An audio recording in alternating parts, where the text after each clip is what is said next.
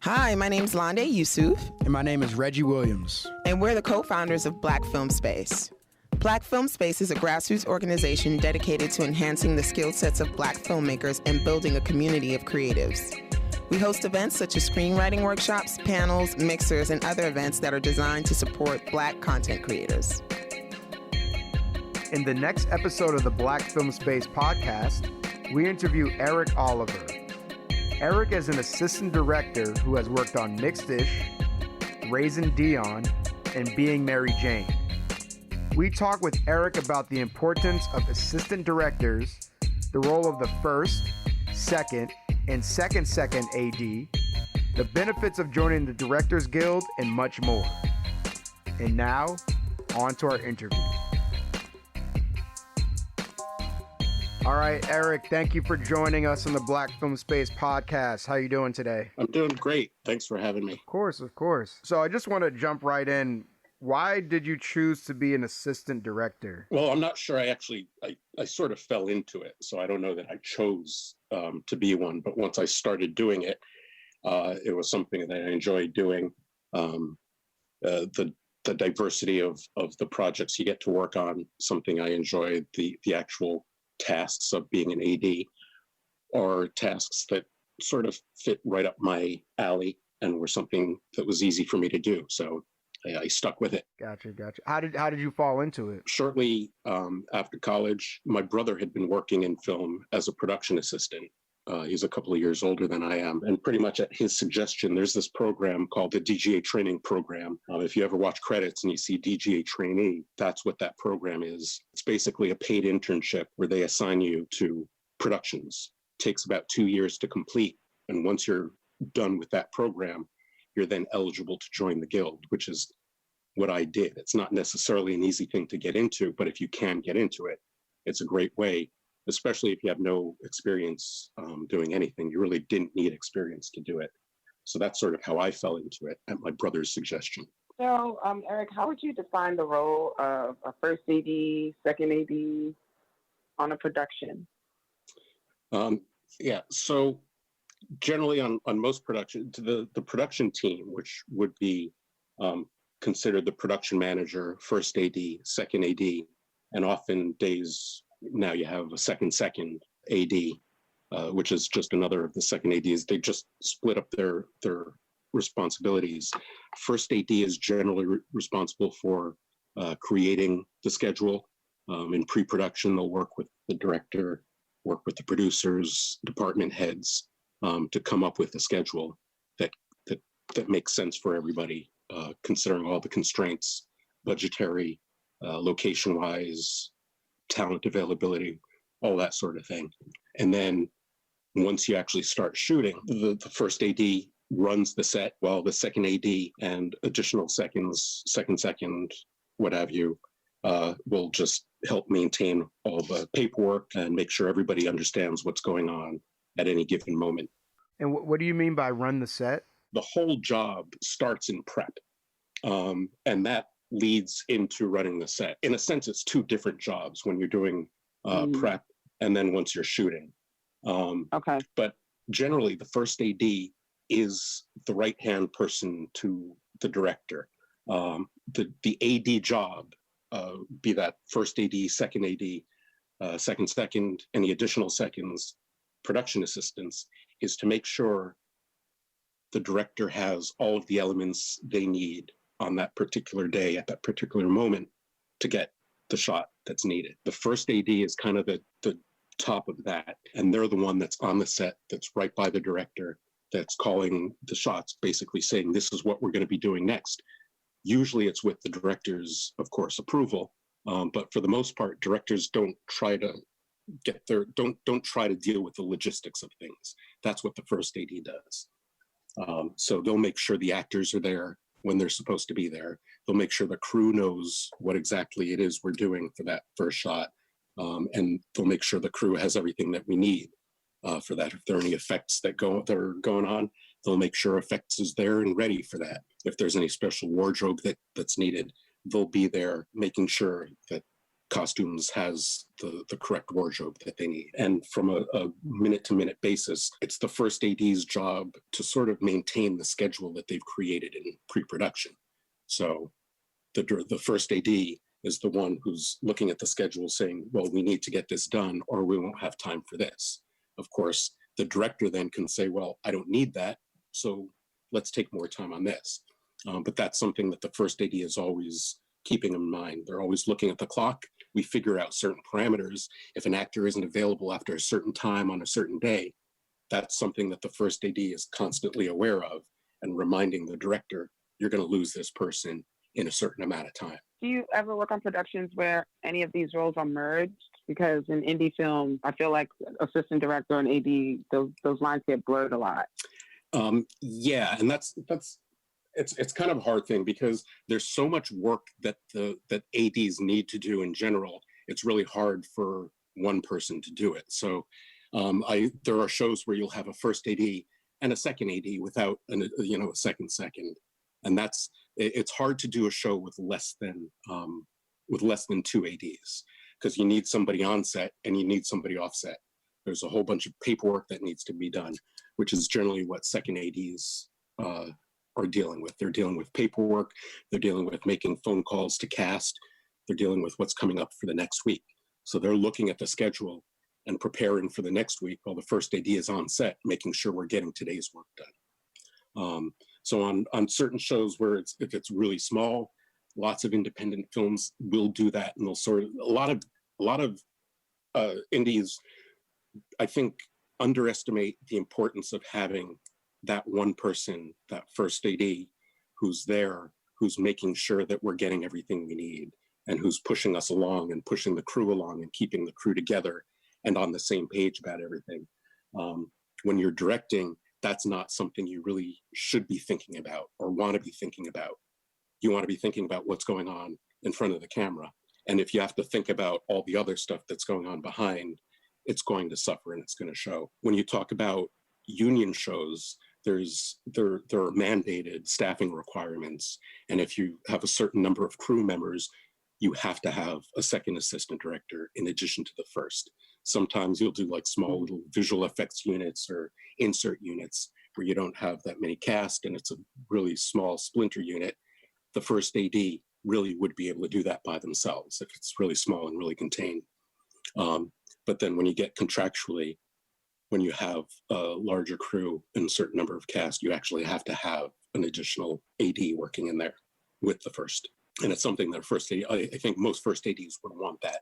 Somebody to back them up, somebody to, double check their work. A lot of people, I go on a lot of shows and people don't necessarily understand that all of these schedules that they see generally come from the first AD.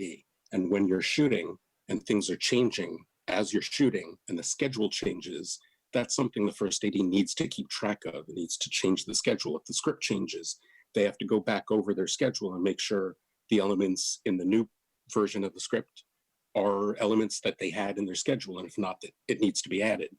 So there's so much that the first AD needs to keep track of. It's really hard. Like I keep saying this, but and I keep trying to stress it because when I work on, I do a lot of like advising for student films and smaller productions. And that's one of the things that a lot of people really do miss, having that one person that's keeping track of the schedule and making sure that we're on schedule. Producers will often try to do that, but it's not the same because they have other things to be thinking about and dealing with. They're not standing there on set watching what's going on. They're not familiar with the script as much as normally a first AD would be, and with the elements that are required. Can you elaborate more on the pre-production process of creating a schedule and what that's like? Yeah, so I mean, with in any department you're in, the first thing you're going to do when you get on a show is you get a script. Normally, when a first AD comes on, a producer has already put together some sort of schedule. Again, the things I'm saying, just keep in mind that this is my personal experience. It's different on every show you're going to ever find, and every single AD has a different view of how this whole thing works. But there are some things that are standard throughout the industry. It changes when you're talking about a feature as opposed to episodic. And those are other differences we can talk about in a little bit. But for the most part, during the pre-production period, the first AD is working with the director, the production designer, production manager, producers, and most of the other department heads to figure out how it can all be put together and shot. If there are any specific locations that need to be done at this period of time, those are all things that the first AD takes in mind and then puts out a schedule, figures out how we're going to shoot this whole thing. Oftentimes when the first AD comes on, there's already some sort of schedule that either production manager or line producers put together.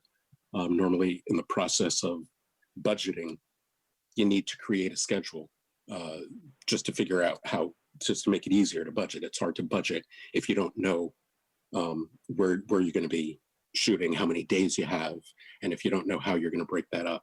So normally a first AD will come in with some sort of schedule that's usually up to them whether they keep it or not. They can start completely from scratch and do a completely new schedule. That whole process in itself is a very esoteric kind of thing, and it changes. And every time you make one decide we're going to do this scene on this day, you'll get some information that says, oh, wait, we can't do that on that day because he needs long hair and we're going to cut his hair afterwards. So there are things in the script that also dictate where in the schedule things can fall. So those are all things the first AD is keeping track of. During pre-production, they're getting extremely familiar with the script, pretty much. So you could pick out a scene in your head if you needed to, and you know where things fall, just to make it easier in scheduling that whole thing. Once they've got the script sort of set in their mind, they can then start laying it out. There are different softwares people use. Movie Magic Scheduling is the most common one these days, although I think Celtics has a free version and paid version, which is also a lot of indie films use Celtics for doing their schedules. But whatever it is, you create a strip board from that. And then that's what you're going to use to pass out to the rest of the crew. So everybody knows these are the scenes we're doing on this particular day. These are the elements that are required for that specific day and that specific scene. Is that clear? Yeah. Definitely. Yeah, no, that's totally clear. Okay. Yeah. I'm speaking from, for doing this for over 25 years. So a lot of times it takes me a little bit of time sometimes to realize that everything I'm saying isn't necessarily common knowledge. So if something isn't, if you feel something needs to be expanded on, feel free to let me know. Of course. What can production managers, producers, and directors do to make life easier on set for people in your position? Oh, that's a good question. I think being supportive is the best thing they can do. There's nothing worse than when you need something and you've got a production manager, producer who are constantly questioned there. And specific things I'll say, like if you're doing a stunt and you want a paramedic, that's something a first AD might request. And that's something you shouldn't necessarily have to fight for, but oftentimes it is. It helps when production managers and producers are thinking these things through on their own also. And when they're open to your bringing these things up. We didn't discuss it, but generally the first AD is responsible for on-set safety also. So if there's and they're responsible for keeping their crew safe. So if there's anything that they need, it helps when producers and production managers are receptive to hearing that and not constantly dismissing things out of hand, which you'll have, and then you might have to go back and make your case, in which case they might come around. But just, I think being supportive of the staff and the team is the best thing they can do. Being communicative, giving the information. There's nothing worse than not having information that you need, and then at the last minute finding out, well, we're not authorized to shoot in front of this building. I was like, well, wait a minute. We scouted this. Everybody was on the same page, except one of the producers might not have said that because they were thinking, well, we'll get there and we'll look a different way, or I'll tell them on the day. And I've been on shows where that's happened, where The director was expecting to shoot at the entrance of this was in Los Angeles, and I think it was Sony Studios. We were supposed to be shooting at their front gate, and we're there setting up, and the production manager comes and says, "We're not actually authorized to be here." And I was like, "Why not?" Because I didn't ask for permission. So we couldn't do it because the production manager didn't ask for permission, knew that he hadn't asked for permission, but didn't want to say anything to anybody for whatever reason. So just making sure everybody is aware of what's going on. Same thing with directors. Directors will often have in their mind something, but without getting it out, nobody else knows what it is that's in their mind. So you could get to set and a director will say, "This isn't what I was thinking." It's like, well, sometimes you have to say what you're thinking, otherwise it won't actually materialize. And that a lot of new directors will often miss that, of just communicating everything that I'm seeing in my mind. And if it's not in the script, at least make sure I'm putting it out there so that everybody can hear it. Have you ever had to go above the director to, like, I don't know, the executive producer or something about an issue that may have been urgent where the crew wasn't listening to you? I have not, in my experience, I've never really had to. I mean, there are times when a director wants to do something and you might say to the director, "I don't think that's safe." The director will want to do it, and you might have to then get a producer involved, and that's happened. Okay. But nothing, it's never usually, but that's sort of the way the hierarchy works. So, okay. And it's also, Got it. I just want to add, because the assistant director is an interesting position. The first AD is kind of the right-hand person for the director, but they're at the same time working kind of on the producer side. And it gets more like that, especially when you talk about episodic. Again, we're saying episodic and features are different. Oftentimes on features, the director will choose their first AD because they've worked with the person before, they know them, they know how to work together, they can communicate well. When you get to episodic, normally it's the director that's coming in. That's a day player, if you will, coming in for one episode or two episodes, and the first AD is there for the entire run of the show. So it kind of gets a little bit hazy as to where their allegiance is supposed to lie, because when you're on an episodic show, you're on the show, and it's kind of the producers hired you, and the producers can fire you. Whereas when you're working just specifically for a director that you've worked with before, producers won't necessarily have that much say. And again, this completely depends on the situation, depends on the director, depends on the show.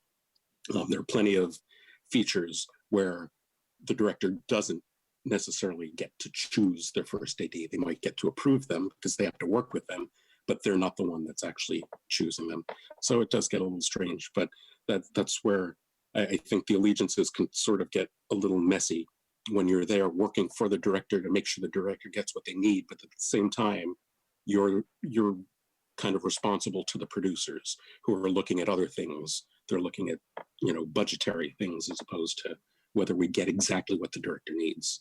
And it's when, in those cases, I think most times the first AD, if there's ever some sort of friction or disagreement about what needs to be done, that's when the producer, you'll say to the producer, this is what they want to do, and kind of step out of it, because it really isn't. If a director wants to do something, it's usually not up to the first AD to say, yes, you can, or no, you can't. That's something a producer would do. So again, it sort of makes it a weird thing if things do happen, but it's not that. I don't know that it's not really been an issue in my experience. Okay. What is your communication style when you're communicating with the rest of the crew on set? Communication style. That's I don't just direct. I don't know what else to say. Direct. Just say this is what it is. This is what we're doing. I envision assistant directors maybe not yelling at the crew, but being like, assertive. Yeah, being very almost aggressive, to make sure to push the crew to, That's actually an interesting point, because there are a lot of different theories about how to motivate a crew. And there are plenty of ADs out there that are yellers. Sometimes directors want the AD to be that person because they're not. I don't want to be seen. I'm directing. I don't want to be seen as the bad guy. So I'll have a first AD who's sort of an ass, who can be that person that I don't want to be. As far as I'm concerned, I don't think it's a good idea to really yell at anybody. I mean, absolutely know what you're doing, be clear and precise with your directions, but everybody there is doing a job and everybody should know their job. And that's sort of, I think that's what the key is. If everybody knows what their job is, and if everybody knows how it relates to what we're doing specifically right now, there should be no problem as far as me getting people to do what they need to do. You know what your job is. I shouldn't have to tell you to do your job. I might have to explain the parameters that we're working under. If there are certain restrictions on this location, I'll explain that to you, but then you know your job, so I shouldn't have to then yell at you or speak to you in an aggressive manner to get you to do what it is you're supposed to do, as long as I'm clear with that. And I find it's the same sort of thing. Some people say, if you're leading the crew with, like as a more in a friendly manner, as opposed to a drill sergeant, it depends on the crew. Some crews need that. Some crews don't. Some crews respond better to people that are just, spitting out orders like this way, this is what we're doing now, that kind of thing. But I found in my experience, most people don't respond to first ADs that are like that. They respond much better to first ADs that understand it's a collaborative thing. We're all working on this. We know what our job is, just give us time to do it. I think one of the other things is understanding what all the departments do is a really important thing, and understanding what they're doing for this specific thing. A lot of times you'll find that ADs don't talk to the department heads to find out exactly what it is they need. If they're rigging some sort of effect, how much time do you need to rig this? That's something the first AD should know. It's not something where you get to set and say, okay, how much time do you need? Well, we need a half hour to rig this. Half hour? That's not the time to get pissed off at somebody, because those are things you should have known. And that's part of what goes into scheduling. So if you need a half hour, tell me, and I'll make sure that we're aware of that. Oftentimes, as the first AD, you're trying to figure out if this is going to take longer than we expected to set this up. Is there something else we can do instead? So oftentimes you're not asking somebody to rush them. You're asking to figure out if we should move to something else just to maximize, our efficiency. So a lot of those things go into it. But again, as far as communication style, I think being straightforward and, treating everybody as a professional, even when it goes down to extras, it's like, I can't tell you the number of times I've worked on shows. I've spent most of my career working as a second assistant director. Second ADs are generally responsible for doing call sheets, giving actors their calls, and doing the, paperwork, production reports, and all those sorts of things at the end of the day. Second AD is generally responsible for working with background on set with the first AD, and sort of being kind of the first AD's second hand person, right hand person on set. And I can't tell you the number of times that extras, who are invaluable to any production, if you don't have good extras and if they're not working well, it can ruin a shot. It seems like a lot of ADs don't respect what they do and feel the need to, or the whatever it is, to treat them poorly, yell at them and not tell them what's going on. But just like with any other crew member, the more they know about what you're trying to do, the better they're going to work for you. And if they feel you're including them in the process, and this again for extras or for the grip, that's working a block away rigging something, if they know that you're including them on the process, they're going to do whatever they need to do to get it done. And if you're yelling at them, why are we waiting on sound? It's like, why are you calling us out? You knew it was going to be a half-hour setup. So all of those things, just communicate as you would with, just be professional. That's my take on it. But again, there are plenty of ADs that don't have that style. And there are plenty of ADs that just can't do it that way, that they have to take control of things. And it works for some. it doesn't work for others. Same thing for some directors appreciate that and some directors don't. There'll be directors that really, really do not like when their AD is speaking above a certain level, yelling. I don't like yelling on my set. And those are things that they'll mention to the producers if it becomes an issue. So, but it's personalities. It's figuring out who you're working with. It's figuring out who you're dealing with. And, Yeah.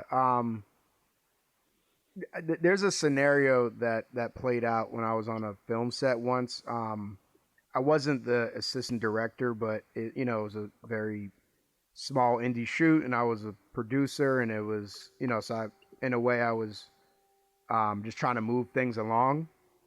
And, the director of photography on this project we would say, how long does it take to set this up? And they would say, let's just, for an example, 15, 20 minutes, but then it would really be like 45 minutes or an hour. And like that kept happening the entire day. And we were just like, hey, just if you need more time, just let us know. But they wouldn't do that. So I'm just curious to these type of situations where we didn't yell at him, but it was deeply frustrating. So I'm just curious to know how you would handle that, or what do you think a good way to handle that? Well, sometimes you just need a different DP if they're not working the way you need them to work. Or if that's the case, if that's going to be, then if I ask and he says 20 minutes, it's going to be a 45-minute setup. So, and then you plan, and then you figure maybe we can do something different. If it turns into an issue again, as a first AD, it's not my job to say, we need to do, it's my job to go to the producers and say, he's giving consistent 20 minutes, setup times that end up being 45 minutes. I don't know that we're going to make our day. Then it's up to the producer to figure out what they're going to do about it. And as a first AD, I again, it's that's kind of not my job. It's my job to say, this is what we're doing. How much time do you need? And if they're going to be wrong consistently in their estimates, that's for somebody else to deal with. Same thing happens if there's a makeup. This is one of my earlier shows. Every single day it was an issue because makeup and hair said they would need at least an hour and a half every day for this one particular actress. Every day she was consistently scheduled for an hour for makeup. So she was brought in an hour before they would need her for rehearsal. Invariably, she'd go for rehearsal and they'd say, okay, we're going to be ready in 20 minutes. Of course, now she's had an hour, she needs an hour and a half, and now you're 20 minutes away from rehearsal. So right there, they're building in not enough time. There was nothing I could do about it. As a second AD, I was like, well, this is what they're telling me. It always came to the producers coming down to the makeup trailer saying, why is this taking so long? And makeup was consistently saying, well, we told them it was going to take this long, but they're just not giving us enough time. That particular show happened the same sort of thing with the director of photography, who would say, yeah, 20 minutes. We'd say, okay, 20 minutes. 20 minutes later, we bring the cast back in. They do a rehearsal and you say, okay, I need another 20 minutes to tweak. So again, a 20-minute setup became 40, 45 minutes. Yeah. And you're losing time on the actors because they didn't get the time they needed. So now I think that's where it goes to making sure you've got the crew that you need together. And that's beyond what a first AD can actually deal with. But knowing all of those elements is something that's good to know. Something I've also found is that oftentimes when you go to a director of photography, I've always told people when you're covering set, don't ask how much time they need. Give a suggestion. Say, what do you think? 10 minutes? It should be an educated guess based on where they are in the process. But oftentimes, I think a director of photography will take as much time as you give them. So if you're going to say, do you think you can have this done in 15 minutes? They might say, oh yeah, sure, I'll be fine in 15. And then they can do any tweaking when actors are coming in or they're rehearsing, they can tweak as they go. But I think doing it that way instead of saying how much time, saying, can we do this? It makes it back to that whole collaboration thing. It brings everybody into it and makes them a part of whatever it is you're doing. And it's a conversation instead of a demand or just a, what do you need? What do you want? Because if they say, well, I need an hour, you might say, well, we don't have an hour. And then it's, then it can turn into a whole argument. So it's always nice to come into it, understanding what it is they're doing and trying to do, and then having your own sense of what that should take. The same thing happened with a gaffer on a set that I was on. She took about almost an hour to set up a scene at a doorway because she didn't have like the right filters or something like that. And it turned into a bit of a mess. So I think picking the right crew members is a good tip. Right. And I mean, go on. I was also going to say, because sometimes that it can also be that each department has their own issues. Like something happens with, the cost, it didn't get sewn in time. So now we're waiting. So everybody has their own things, and you can't, it's almost like you have to recognize that and work with it. Yeah.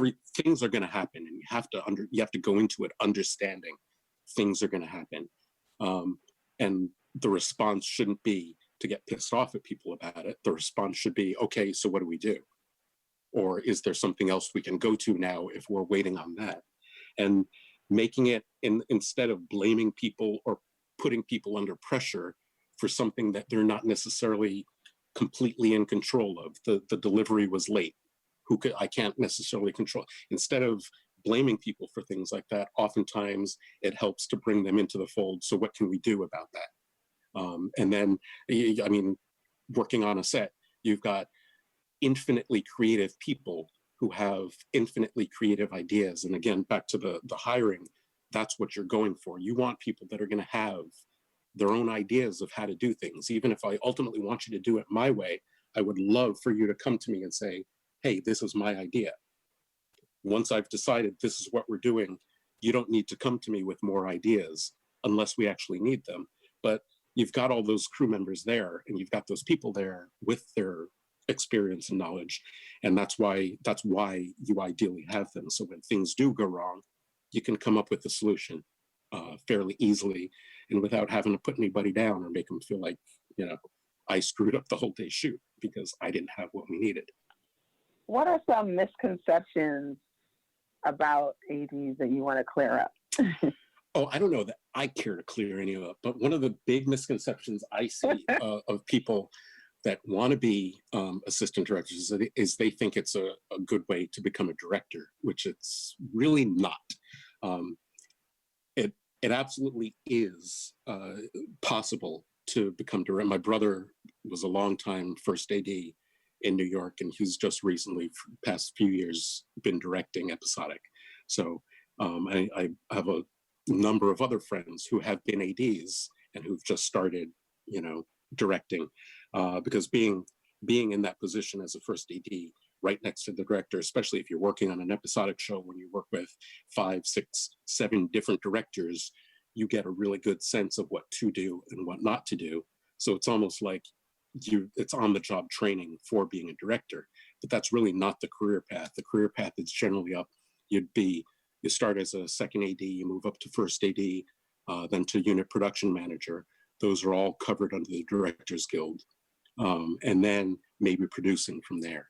So the career path is general. If you're not going to stay there are plenty of people that stay as second ADs for their entire career. It can be a very lucrative thing if you can do it.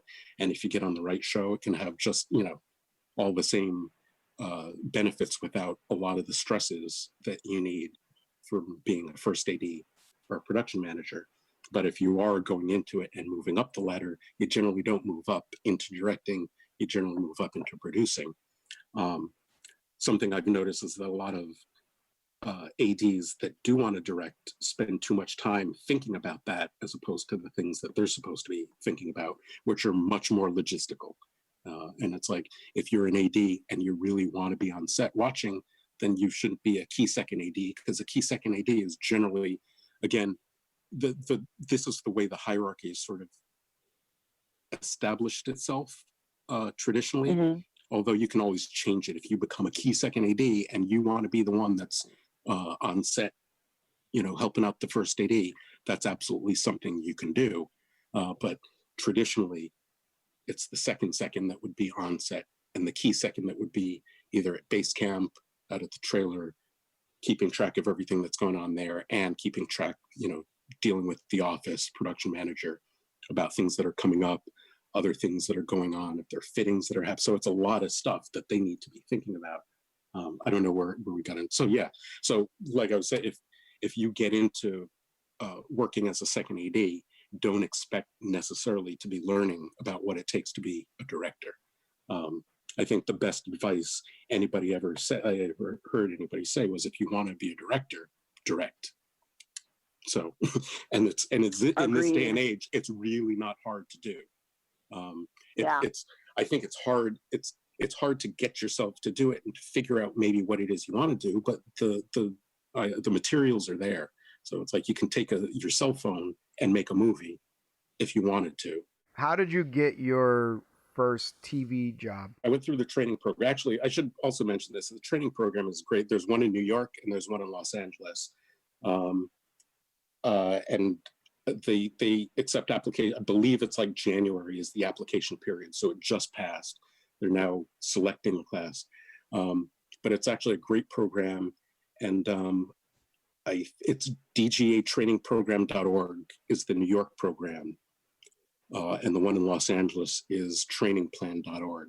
And I would highly recommend, if you're thinking of being an assistant director, to look into it.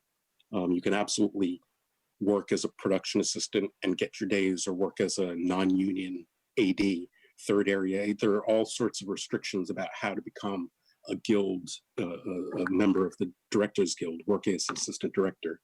And if you want to go that route, one of the possible avenues is through that program. If you can get in, there's a whole application and interview process. But if you get through it, it can be a great thing for a lot of people, especially ones that don't necessarily have that much experience, but really know that this is something that they can do, and that is like right up their alley. So what was your? How did you get your first TV job? How did I get my first TV job? I think it was with people I had worked with as a trainee, if I'm not mistaken. And that was one of the benefits of being in the training program. They assign you to shows. You work 50 days on one show, and then they move you on to another one. And so I got to meet a whole bunch of different people that once I was eligible to actually work as an AD, they were like, oh yeah, come work with us. Can you talk more about your experience in the Dga Training Program? It was interesting because it was, I had never done anything in film at all. I was a couple of years out of college, and sort of on a whim, I mentioned my brother got me into it, but sort of on a whim, he had been working for a few years as a production assistant on features in New York, and he was going to take the test for the program. So he suggested I do it. I drove down to Los Angeles, took the test, ultimately got into the program, again, with no set experience. I think the most time I had spent on set was that day I came down to take the test. I visited my brother on a set he was working on. And that was my first time ever on a set. So I really had no experience, no knowledge about what it was, which is why I say I kind of fell into it. I will say it was a great experience because it did introduce me to so many different styles of working. They tried to get me onto all different kinds of shows. So I was on sitcoms, I was on 1 hour episodic shows, different style shows. I was on features. I got to travel out of town for features as a trainee. So all of those things kind of made it a really rich, I would say, and rewarding experience. I don't know that it's that way these days. This was a while ago. This was back in the 90s. Although I don't see why it wouldn't be, because the trainees I met seem to have the same sort of sense that it's a great way to just introduce them to all different kinds of work environments and attitudes and personalities. So can you talk about, I guess, like these days, how you let me say that again. So how do you find jobs these days, and like, yeah, how do you find work these days? Yeah. And what is like the interview hiring process like? It's interestingly, things have changed a lot over the years. It used where I think if you watch TV, you'll also notice that there are a lot of shows a series that'll come on for, they'll do their one season, especially with Netflix, with Amazon, with all of these outlets looking for content. It's almost like a hit or miss. It's become much more of a gig economy than it ever used to be. Years and years ago, you could get on a show, you work on the pilot gets picked up, and then the show would run for a few years and you'd stay on that for a few years. There are so many more of those kinds of shows than there are today, where they get a full 22, I think what SVU, Law and Order SVU is just picked up for another 3 years. That's like one of the little 25-year series. Those don't happen really all that much anymore. That'll shoot for 10 months out of the year to keep you employed pretty much full time. And then when they end, they're coming back. So you take your 2-month vacation and then, you're going back to that. In this day and age, that really doesn't happen that much anymore. And you'll also find that they'll shoot 6 or 7 episodes of a series, which will be 2 or 3 months out of the year and not know if they're coming back, which means now I'm looking for work 5 times a year, as opposed to knowing I'm going to be working for 2 years at least. So it gets really high. I think the only strategy is just keeping in touch with people and just making sure people are still aware.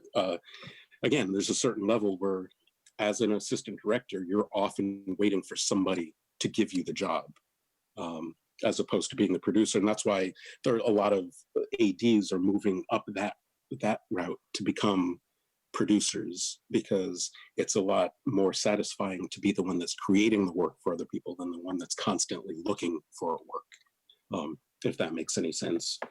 So there's really, there's no strategy other than just calling and keeping in touch with people and making sure that you're still out there. There's something someone once told me, it's not about it's not about who you know, it's about who knows you. You can know all the people in the world. If they don't know you, you're still never going to get a call. So it's just making sure that people know you and they're aware that you're out there and they're aware that this is what you're doing, which is also why it becomes difficult. If you're say an assistant director and you want to direct, it's difficult because people know you as what you are. So if I'm an AD, people aren't going to think of me as anything other than an AD. And if you want to be thought of as something other than that, then you can't be doing this, saying this is what I am. It's unfortunate, but that's kind of because of there are so many different specializations within a film crew, and kind of, I guess, within any industry. There's so many specific specializations. If you say this is what I specialize in, it's going to be hard to get people to even think of you as something else. So oftentimes you have to leave whatever it is to do that, which is, again, if you want to direct, don't go into ADing thinking that somebody will say, oh, hey, you're a great AD, let me hire you to direct. That rarely happens. If you're a great AD, I'm going to hire you because you're a great AD. Yeah. Do you have to go in for an interview? Oh, absolutely. Yeah. What absolutely. is that process? Normally it's just like any other interview. You'd go with a resume, you'd talk to producer. Usually it's, and depending again on what the position is, if you're interviewing as a first AD, and if it's an episodic, then it will be producers and production manager that will bring you in and make their decisions. Sometimes in that episodic format, the producers are also directors, will also be directing some of the episodes. But for the most part, you're interviewing with producers.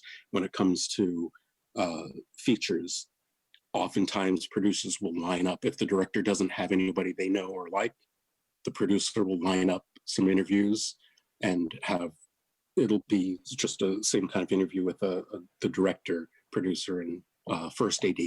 And it's normally just talking through and just making sure, just seeing what they're capable of. Most resumes, film-based resumes, are pretty much credit lists. with any, special skills or special filming things that you're familiar with. So they know what you've worked on. So it's just a matter of, it's actually more of, it often feels like more of a personality test to see if we get along. And if you like my style, same thing. Are you a yeller? Those are questions you might get.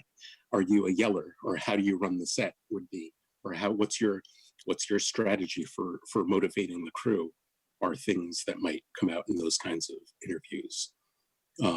And that would be for the first AD. For second ADs, again, it depends on the kind of, whether you're interviewing for key second or for second, the questions might be different, but it's always usually about your work style and how you like to communicate. And I think in my experience, again, it's like I always look for people that are open to communication and are good at communication, and also know that this is what they want to be doing. It's like if you go to a first AD interview and they say, where do you see yourself in 5 years? Oh, I see myself directing a bunch of feet. That's probably not the person they're going to go to right away, because I don't want a first AD that's thinking about directing so much. It's nice for a first AD to think about what the director needs and what the director is going to need. But as far as what is the director doing, that's not something I don't know. I think, does that make some sense? Yeah, no, definitely. For sure. Can you tell us a little bit about pay? Like, what should people expect for the various AD roles? That is a loaded question, and there's a whole range, and it depends again on whether it's union or non-union. Non-union, I don't know what you can expect or should expect, because it's pretty much open to whatever you're willing to do it for. Within the guild structure, there are low budget agreements where under a certain amount, under 500,000, say, it's negotiable. So as long as they cover pension and health, production covers that, you can get anything, they can pay you anything you want or anything they want. I would think there are also minimum wage laws that affect that. But basically you could work on a DGA project minimum wage if that's what was negotiated and if they're working under a certain tier. And all this information is available on the Directors Guild website. Also, if people are interested in figuring out how to work, how to make a show, a union show, they've got agreements for all categories. But once you get in, I mean, it's, if you've been working, that's the other thing, it pays really well, but something to keep in mind is that you're not always working, and maybe half the time, or if not more, you're looking for work. So I think, like the guild started, do you want specific numbers? Yeah, that'd be great. Well, for a DGA second AD, it's something in the range of the weekly pay rate is something in the range of, I think it's like $3,200 a week right now. Key second is probably $300 or $400 more than that. But then there's also a production. So it can be very lucrative if you work all the time. But that's something else to just keep in mind, that working in any of these positions, you're always hustling for work, and you're not necessarily working a full year. But if you can get on a series where they do 22 episodes, that's, roughly 3 episodes, 22 episodes is, you're working 10 months out of the year. You can make a sizable amount. But again, that's for guild shows, features, that sort of thing. First ADs are up in the $4,000 range. That's good to know. But also, it's also a really stressful job, because that's the other thing. You're right. You're basically paid for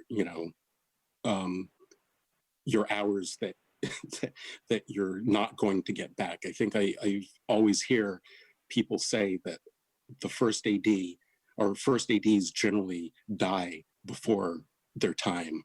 It's like because of the stress and because of the hours. A normal, work week could be 70 hours, 80 hours easily. And that's not just sitting behind a desk. That's up and moving around. That's thinking. That's paying attention to things. That's all of that. So it can be extremely stressful, especially if you have a family. It can be you will never see your family. Oftentimes there are ADs that would have been divorced had they not been working, because they're away all the time, so they don't actually have a chance to to get into arguments and fights. It's like it works better for them that way. My wife never sees me, so that's not me, but I've heard ADs like, she never sees me, so she has nothing to get pissed off at. So I don't know. So it takes a toll. Is there a difference with maybe like a half-hour sitcom as opposed to an hour-long program? Just not necessarily, just in the schedule. It's like an hour-long programs. Traditionally, took about 8 days to shoot. Now some of them do 7 days, and like all these little half-hour shows, mostly are around. We'll do it in a week. So I've been working on Mixedish for, on and off for this last season. And same thing, they're a 5-day shoot schedule. So 5 days prep, 5 days shoot for a half hour. What do you think keeps assistant directors going, being that, it's kind of taking them away from the rest of their lives? I honestly don't know what keeps me going. Is it really bad of me to say that what keeps me going is the money? It's like it's the money, and it's something that I do well. That's real. I mean, when I do it, I enjoy it. So it's all of those things. There's something about getting it done that's really satisfying, especially when you look at a script that's a really challenging script. How are we going to get this done? And then you come up with a schedule that, hey, this actually makes a lot of sense. And then you do it and it works. It's like, holy, it actually worked. There's something in that,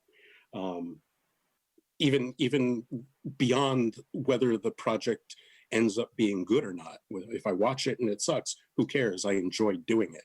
And it was the process that I think there's that collaborative process that really makes it enjoyable, or has, at least for me. And I think that's what a lot of ADs also thrive on, that whole collaboration, bringing people together, leading the crew through the storm, and ending up on the other side with a product that somebody can do with what they want. So there's all of that.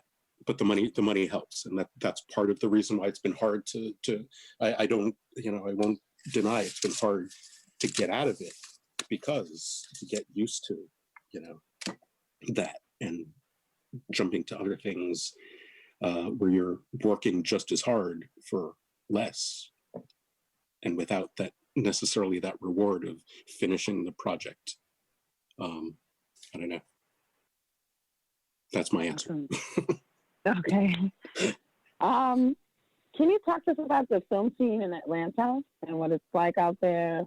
And if you think that people still need to be in like the two major markets, i.e. New York and LA, to get into the business? No, I don't. I think it's actually probably easier to get into it in Atlanta, because you've got a whole lot more people, it seems, doing their own thing, doing a lot of indie, low budget things, more so than I think you would in in New York or Los Angeles.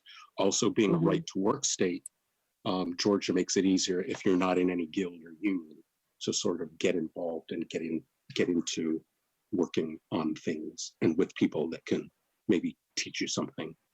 But it seems like it's almost like the community. I haven't been here that long. I've been over the past 3 years back and forth between Atlanta and Los Angeles. But the thing I've noticed about Atlanta is there are a lot more. There really are. It's almost like the film community is everywhere, and everybody is part of it. It's, again, figuring out who the real ones are and who the fake ones are. And by that, I mean, the real ones are the ones that are saying, hey, this is what I'm doing, and they're actually doing it, as opposed to the ones that are saying, hey, this is what I'm going to do, and don't actually do anything. it does seem like Atlanta is becoming like a new film mecca, especially with the studio that Tyler Perry just built. So I'm sure more will happen over time. I'm sure. Yeah, I'm curious to see what happens, because I also read that article about he doesn't have writer. He writes everything by himself, which I would think kind of shows. And it's one thing. It's one thing to have all these studios and to make all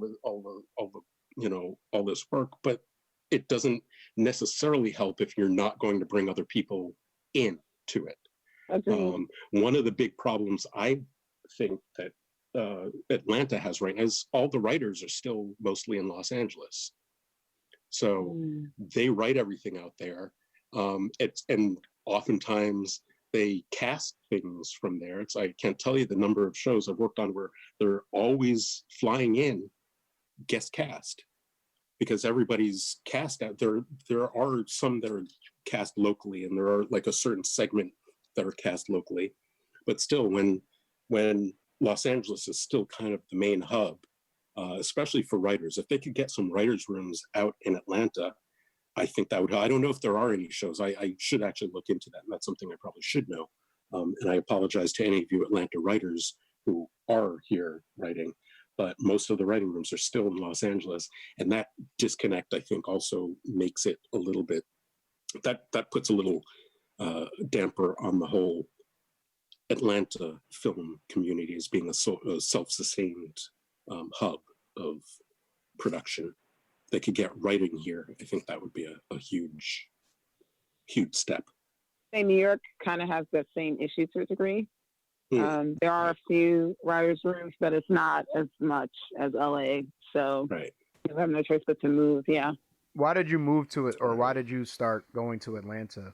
Well, a number of reasons. One was just the cost of living in Atlanta is infinitely better than cost of living in Los Angeles, which keeps going up. I'd been getting calls about work in Atlanta more than Los Angeles, so I started sort of moving over this way while maintaining my, in the Directors Guild, you can work in a production center, which would be Los Angeles or New York, and if you live someplace else, that can also be a local location. So I can work in Los Angeles and Atlanta as a local, meaning they don't have to put me up, they don't have to pay extra for that. So part of it was just so that I'd be available to work in Atlanta also, because it seemed like that's where a lot of my work was coming from.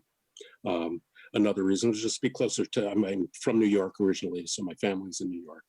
So just being on the East Coast makes it a little nicer for that. So those are the main reasons why. What do you see in terms of your future professionally? Do you want to continue doing this?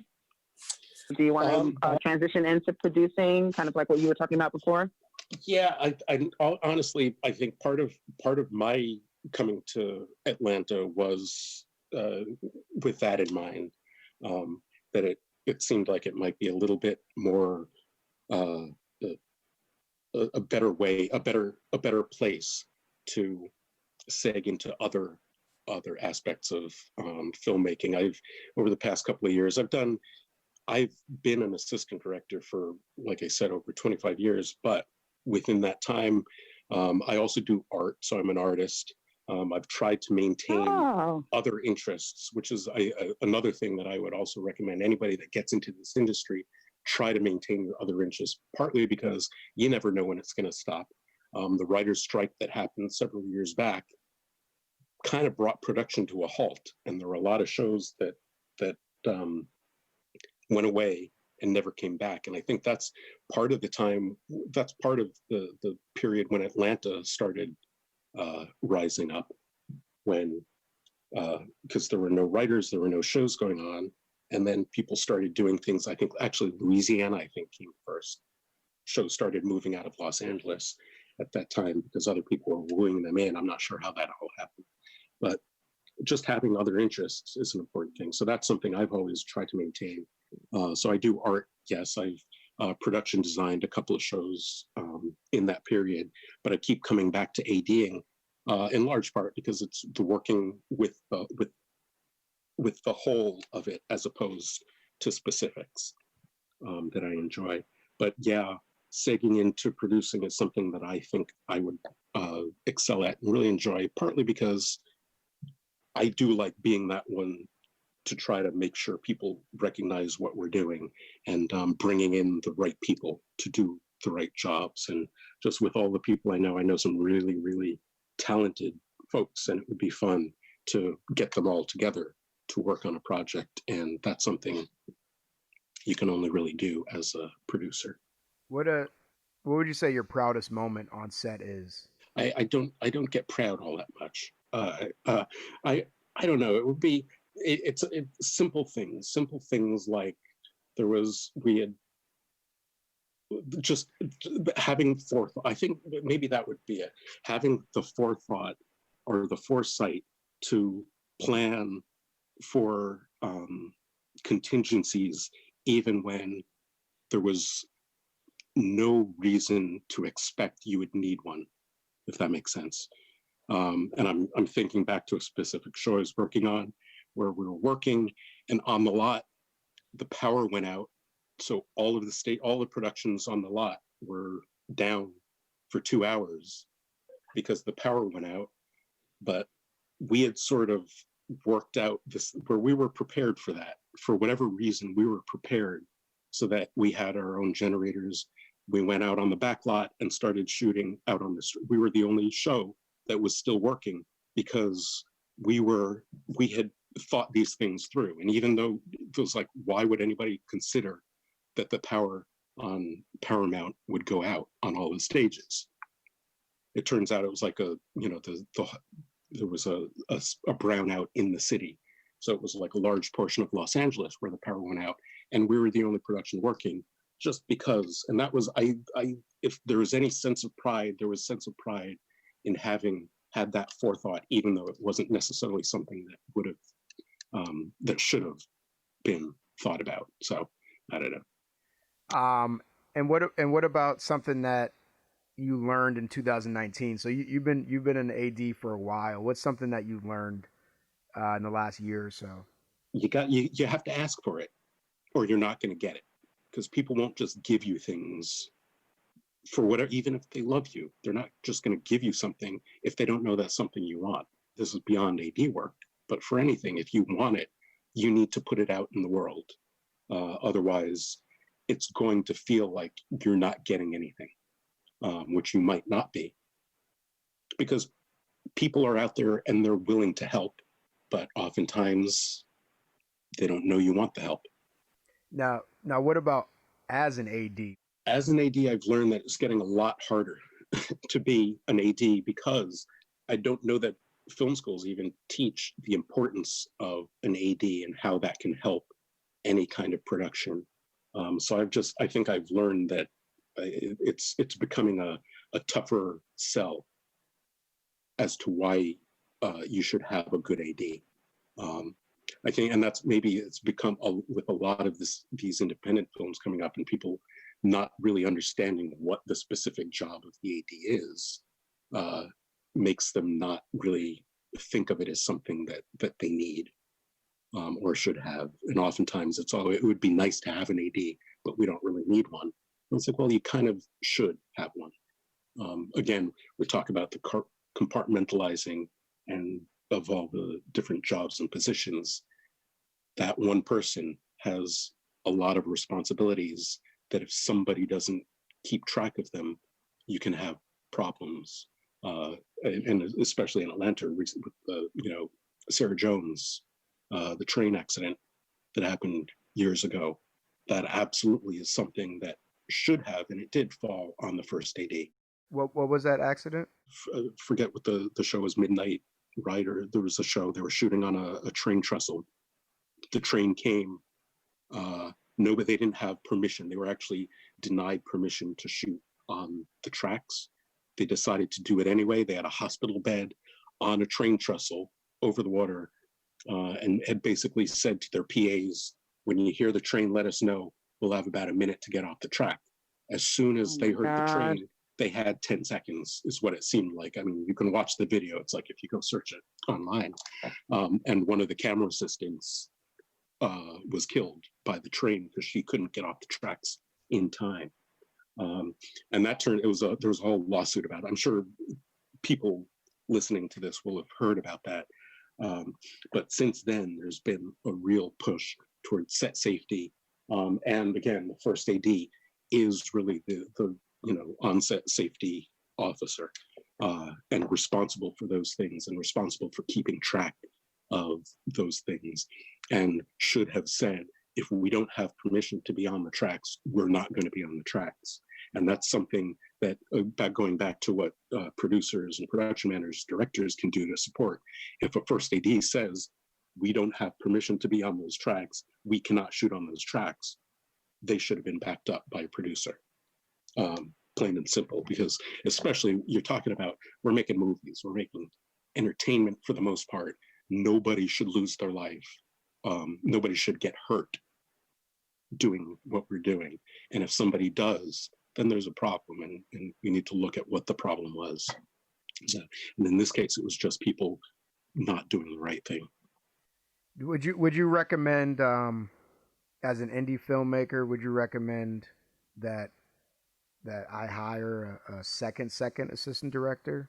It depends on the show. It depends on the elements you have.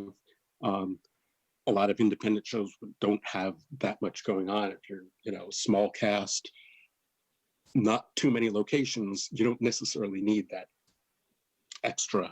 other second AD. If the first AD is in a contained environment, if we're shooting in an apartment with small cast, first AD can handle that on their own, and the second AD can handle base camp and getting the cast in on their own. When you start adding more elements, so have 10 cast members, start adding stunts and stunt doubles, the more elements you start adding, and shooting on a location where we're outside, then you might want to add more of those. And again, when it's not contractually mandated, it is still always nice to have those extra bodies to cover all of the responsibilities. Especially, if you're producing a show, it would be in your best interest to have the number of people you need to do all the work, so that either you're not stuck doing it at the end of the show, or you don't miss it. And when you're talking about like a lot of these indie non-union, again, it's the pay between a production assistant and a second AD, it might be the same thing. So it's almost like, but you would want to get somebody that kind of knows what they're doing. And can you tell us a little bit about the benefits of being a member of the Guild? Yes. Well, first you get paid better. Even on the low budget agreement shows, there is a certain guarantee. The Guild has your back. As an AD, I've never felt like if there was an issue with a contractual issue with what a company was doing, I never felt that they would turn their back on me. The Guild actually, when you start a show, you're supposed to report your work to the Guild. And what they'll do is they'll check, make sure the company is signatory, first of all, so that you're not violating any Guild rules. And they also make sure that there's money in the accounts, so that you don't start working on a show 3 weeks in, they say, sorry, we don't have any money to pay you. There's certain requirements that the Guild has where they have to provide, the show has to provide. And I actually kind of didn't know this until a show I was working on a couple of years back. I got a call from the Guild saying, so we just wanted you to know that the company hasn't yet put this money into the escrow account.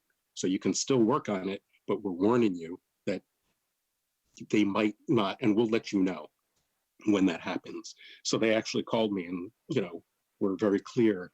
They didn't want me to get screwed over, in effect. If you work on a non-union show and the producers say, oh, sorry, we ran out of money, that's it. You can take them to court if you want to, but that's your recourse. When you're working on a Guild show, especially with these low budget agreements, they have to put a certain amount into an escrow account So you're kind of guaranteed to get paid at the very least. So that's one of the huge benefits. And they negotiate the contract, which is to work independently from show to show and have to negotiate your own contract every single time. I don't think that's something I would have been able to do. And I don't know that I would have been an assistant director if I had to do that and deal with money every single time. So having that, this is the base rate, this is the minimum they can pay. That's, I'm cool with that. And I like having that already prepared for me. Additionally, you get, benefits, medical and health. If you work you have to earn a certain amount within a year to qualify, but you get covered by their insurance when you do, which is also a nice thing. So, and they have training. It's like they do try to keep you up to date with what's going on in the world. The networking is invaluable. Part of one of the issues right now is there really isn't a huge Directors Guild organizational presence in Atlanta. New York, Los Angeles are always having events where, it's a great networking, it's a great way to network, but in Atlanta, not so much. And I don't know if that's ever going to change. But just having that group of people that's all within it is a nice thing. Okay, cool. Thank you. Eric, this information has been invaluable. You were very thorough. So. Thank you again for joining the Black Film Space podcast, and we will see you on set.